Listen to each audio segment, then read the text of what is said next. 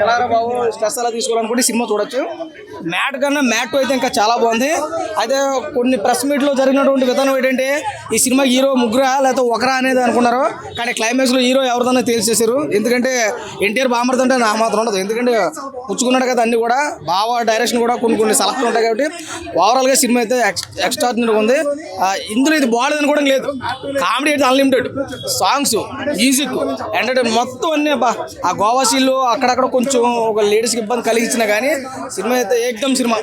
Out of 5 rating కాస్త 3 వరకు ఇవ్వచ్చు. హీరో అయితే నితినే. ఇంకా బాయ్ క్యారెక్టర్ చేసినటువంటి మా సునీల్ గారు అయితే చించిపడేడు బట్టి ప్రతి ఒక్కడు అంటే ఒక్కడికే కాదు బేస్ చేసుకున్న కామెడీ అందరూ ఉన్న నటించిన నటినట్లు అందరూ కూడా కామెడీ అయితే ప్యూర్లీ కామెడీ అనిపించింది. సూపర్ అన్న.